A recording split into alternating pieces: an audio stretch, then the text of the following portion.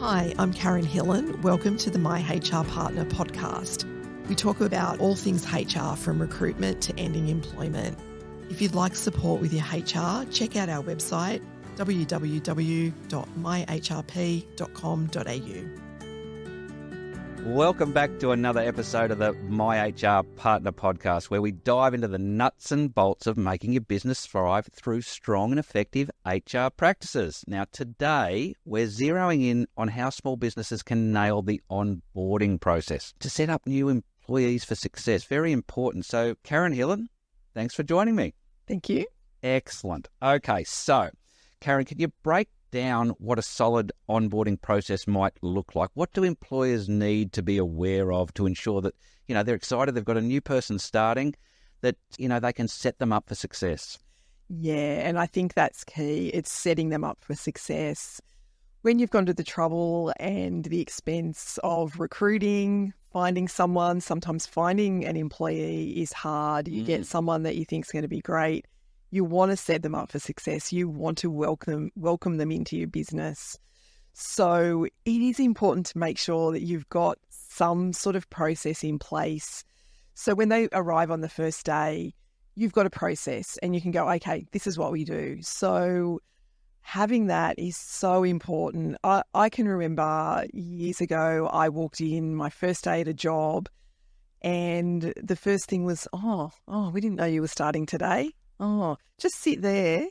And it was awful. I can imagine just how that makes you feel. I mean, just as we're opening up into this episode, I'm thinking, how many new jobs have I started? And the impression you get in that first hour as the person coming on board is just, it really sets you up for the culture you think you're walking into, exactly. Good or bad. Exactly. And I think that was the thing for me.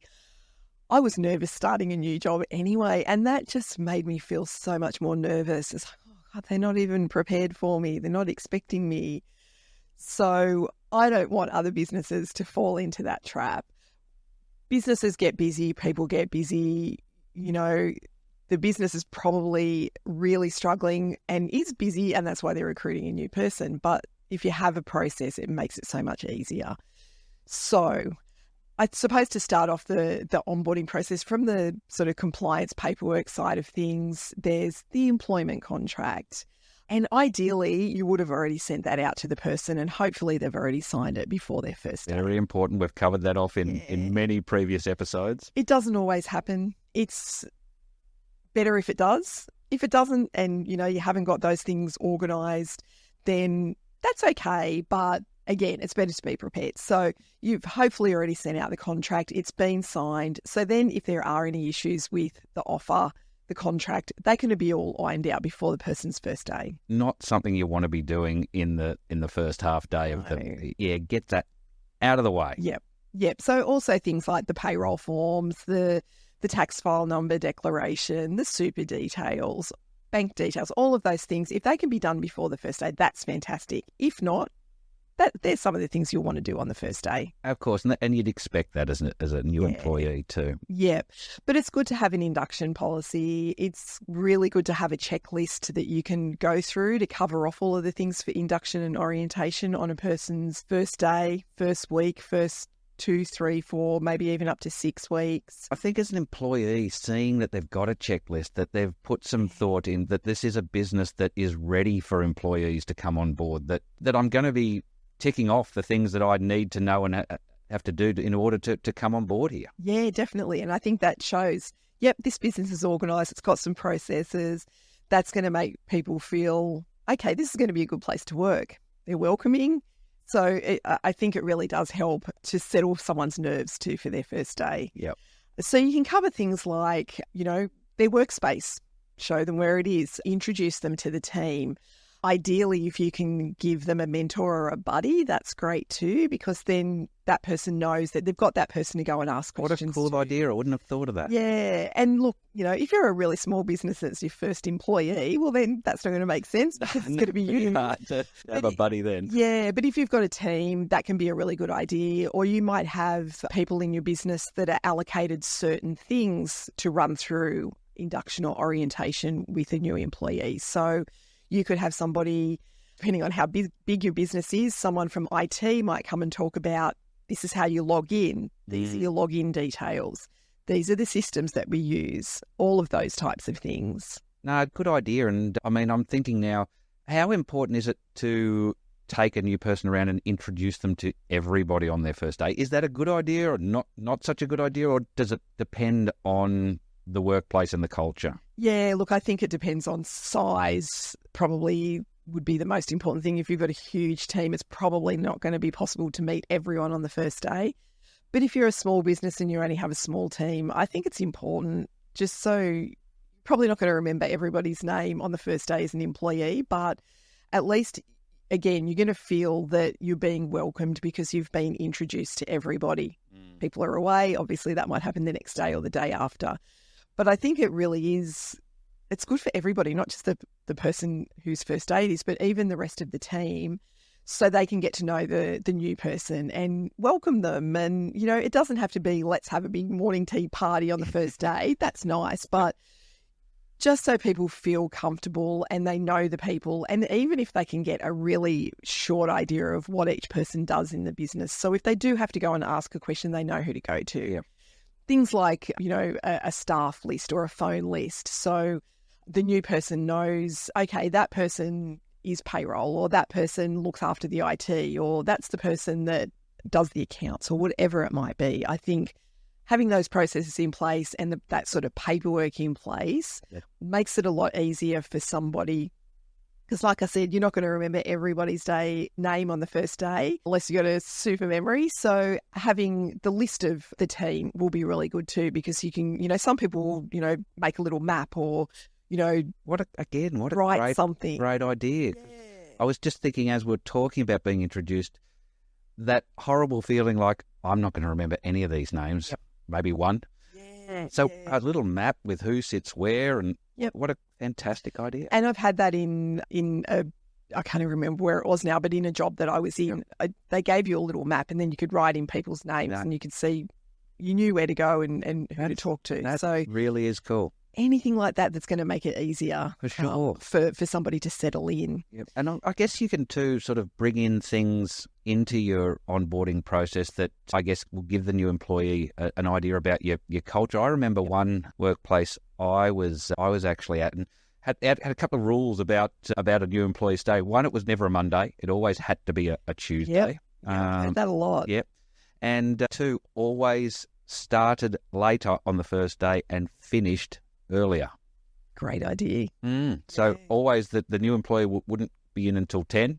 Yep. And would leave at 3:30, just for first day. Still be obviously paid for the full day. Yeah. Just to show this is the type of workplace we are, and you know, first day we understand, we values, and it's going to be far less stressful if you're coming in at that time on a Tuesday and leaving, you know, a bit early, beat the traffic, etc. Go home feeling good about your first day, which I'm guessing is really what this is all about, that you get to that end of that first day and you're just happy with what's taken place in terms of you starting the new job. That's so nice. I really like that idea. I think, it takes some of the stress out of the day.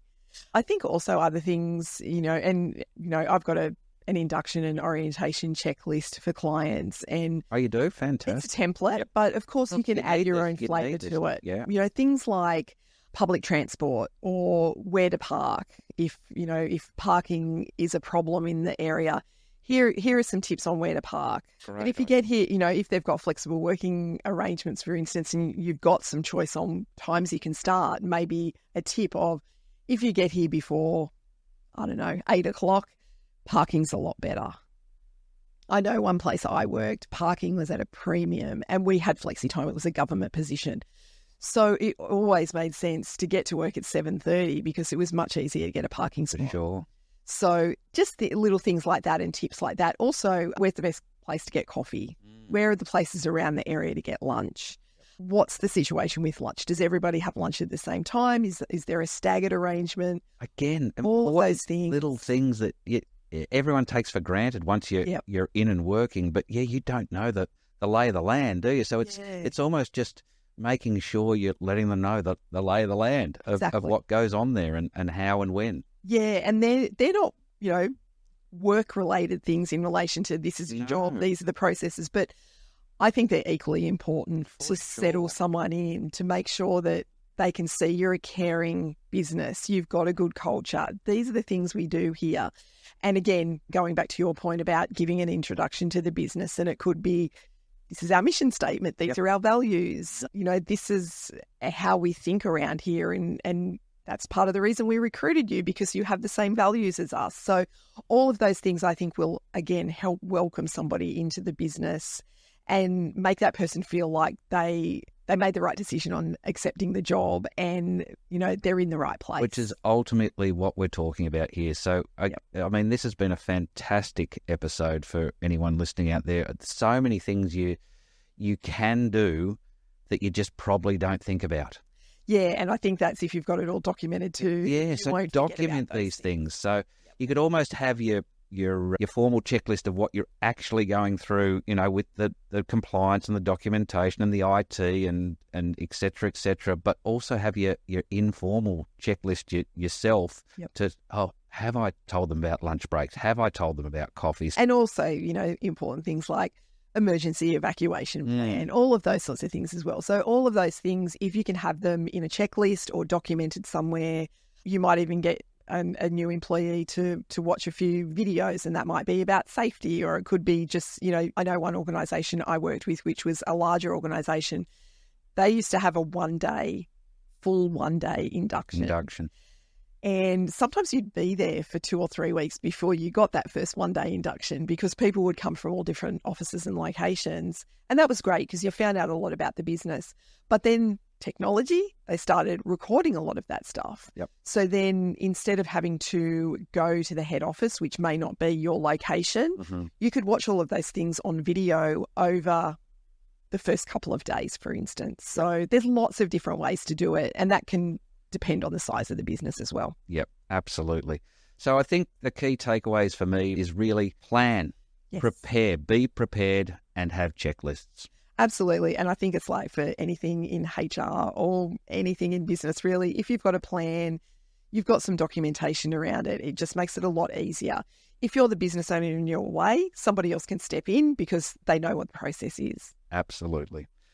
So remember, a great start leads to lasting success. Karen, it's been a pleasure again. You never fail to deliver on your knowledge around all areas in HR. So to our listeners, take these gems back to your business and watch your new hires flourish as they come in, because you've done it the right way and they're feeling comfortable, and they're going home knowing they've made the right decision joining your organisations. And remember to check out Karen's website for all things HR. Now, what is that website again, Karen? It's www.myhrp.com.au. Okay, and all of our podcast episodes are there with so many helpful tips and things for you to be able to implement in your business. So I look forward to chatting to you again soon. Thanks a lot and have a great day.